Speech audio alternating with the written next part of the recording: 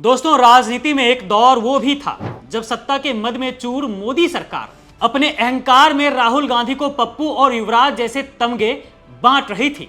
BJP IT cell दिन रात उनकी छवि बिगाड़ने में लगा रहता था, लेकिन कहते हैं ना कि समय से बड़ा बलवान कोई नहीं होता। और वही समय का पहिया आज ऐसा घूमा है कि जो कल तक मजाक उड़ाते थे, आज वही उनके हर स्टेप को कॉपी करने पर मजबूर हो गए हैं। देखिए ना, अभी हाल ही का मामला है। राहुल गांधी ने 2022 में अपनी भारत जोड़ो यात्रा के दौरान केरल के पलक्कड़ में बच्चों के साथ फुटबॉल खेला था। वो तस्वीरें आज भी लोगों के जहन में हैं, क्योंकि उसमें एक स्वाभाविकता थी। लेकिन मोदी जी को लगा कि भाई गेम तो ये वाला बढ़िया है, तो अभी अप्रैल 2026 में सिक्किम के गंगटोक में मोदी जी भी मैदान में उतर गए। बच्चों के साथ फुटबॉल मैच खेलने लगे, बाकायदा ड्रेस पहनकर। वीडियो वायरल करवाया गया ताकि जनता को लगे कि साहब बहुत स्पोर्ट्स लविंग पर्सन है। पर जनता सब समझती है कि ये फुटबॉल असल में राहुल गांधी की लोकप्रियता का डर है। मामला सिर्फ खेल तक सीमित नहीं है दोस्तों। सितंबर 2022 में राहुल गांधी ने कन्याकुमारी से कश्मीर तक की पद यात्रा शुरू की। सड़कों पर धूल फांकी, जनता का पसीना पोंछा और लोगों से सीधे जुड़ गए। बस फिर क्या था, मोदी सरकार के खेमे में खलबली मच गई। दिसंबर 2022 के गुजरात विधानसभा चुनाव में जवाब देने के लिए मोदी जी ने अहमदाबाद की सड़कों पर 50 किलोमीटर लंबा रोड शो निकाल दिया।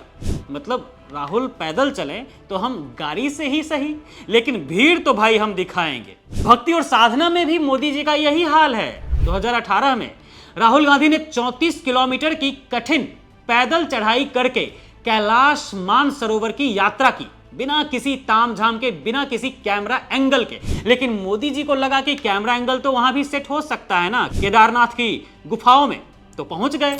तो 2019 के लोकसभा चुनाव के प्रचार प्रसार के खत्म होते ही मोदी जी भी पहुंच गए केदारनाथ। हाथ में माला, बदन पर भगवा चोला और सबसे जरूरी बात, गुफा के अंदर भी हाई डेफिनेशन कैमरे। ये अंतर है दोस्तों, एक श्रद्धा के लिए जाता है और दूसरा सिर्फ फोटो खिंचवाने के लिए जाते हैं। और अब तो वैसे भी सोशल मीडिया का दौर है, जिस पर अंधभक्तों की कमी तो है नहीं, जो पॉपो चिल्लाने लगते हैं, बात बात पर कहने लगेंगे कि ये देखो केदारनाथ की गुफाओं में मोदी जी को ज्ञान प्राप्त हुआ है, अब वह देश को विश्व गुरु बना ही देंगे। विश्व गुरु क्या खाक बनाएंगे, बंटाधार अलग से कर दिया है देश का।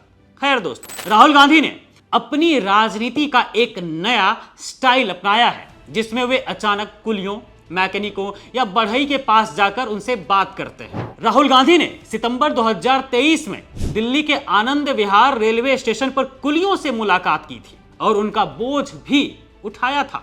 उससे पहले वे ट्रक ड्राइवरों और बाइक मैकेनिकों से भी मिले थे, कैब ड्राइवर से भी बात की थी कि उनके असल हालात क्या हैं, ये सब जाना था। तो फिर मोदी जी ने क्या किया कि सितंबर 2023 में ही पीएम विश्वकर्मा योजना के लॉन्च के दौरान उन्होंने कारीगरों और शिल्पकारों से विस्तार से बातचीत की थी और उनके औजारों को समझा था, भले ही चलाना ना आए। सही है, करते रहिए कॉपी कॉपी, खेलते रहिए कॉपी कॉपी, खूब करिए।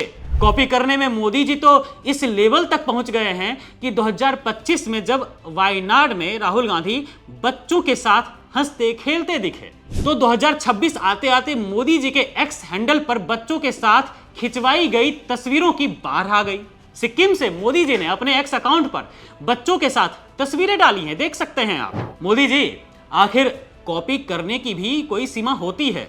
आप तो सीमा रेखा, बाउंड्री वाल सब कूद फांद कर आगे बढ़ गए हैं, हद है। लेकिन इन सब कॉपी किए हुए आइटमों को लेकर असल बात क्या है, जानते हैं आप दोस्तों?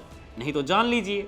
राहुल गांधी जब लोगों के बीच जाते हैं तो वो उनसे जुड़ जाते हैं। वहां कोई स्क्रिप्ट नहीं होती है, कोई टेलीप्रॉम्प्टर भी नहीं होता है, वहां सिर्फ ऑथेंटिसिटी होती है। लेकिन मोदी जी का हर कदम, हर पोज और हर मुस्कुराहट एक इवेंट की तरह लगती है। चेहरे को चमकाने की इस होड़ में वो ये भूल जाते हैं कि जनता जननायक और एक्टर के बीच का फर्क बखूबी जानती है। खासकर मोदी सरकार आने के बाद तो जान ही गई है। कर्मा हालत खराब कर ही देता है वक्त आने पर। जो लोग कल तक नेता विपक्ष राहुल गांधी को नीचा दिखाते थे, आज वही राहुल गांधी के पद चिन्हों पर चलने को मजबूर हैं। इसे ही कहते हैं असली रिवर्स गियर राजनीति, जिसमें फंस गई है मोदी सरकार।